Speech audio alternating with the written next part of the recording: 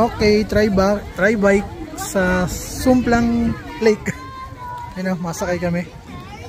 Masakay kami ni Johan. Okay, Johan, sakay. Tapos makaya ang view, yun yung view. Okay, see, sakay.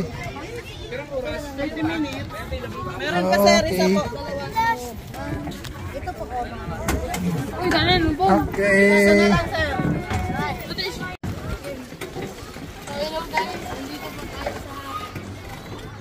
Lang lake. Dito pa naman natin ay pirata ngayon. Pinakamalakas na Mount Ino. Lagi tribay lang po rin. Relax lang po dito.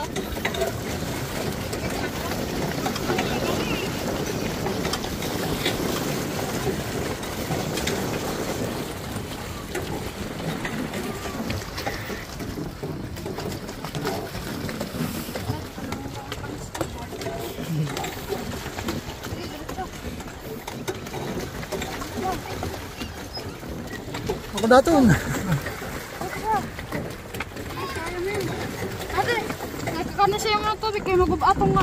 Okay lang yan. Let's go! Let's go! You know, so dito kami ngayon sa Sumplang Lake. Trinay namin itong tri-bike, napakaangas. Tri-bike pala to, tri-bike, napakaganda, sulit. Kasi tingnan mo naman yung view, yan o. Si Mayon yung view mo, nasa harapan mo si Mayon, tapos napaka-presko pa ng hangin. So si Juan, enjoy na enjoy. Ano, kumusta? Experience dito sa tri-bike. Kumusta experience? Okay. So yan lang naman yung view natin dito. Yan lang naman yung view natin.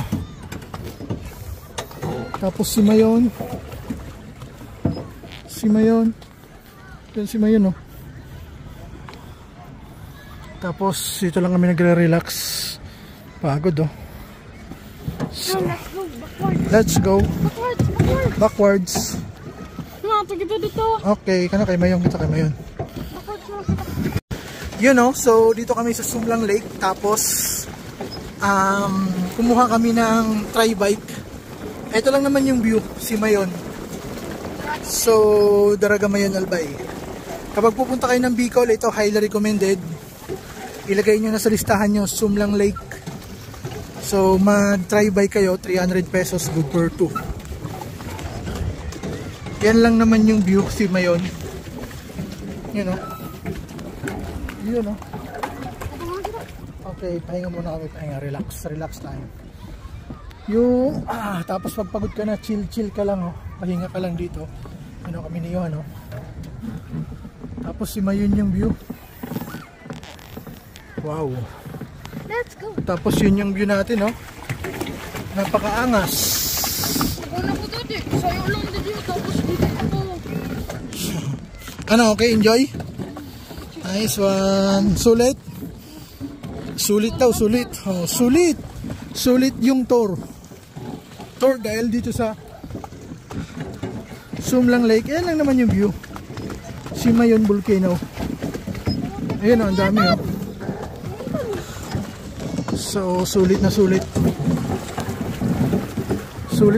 yung 300 pesos.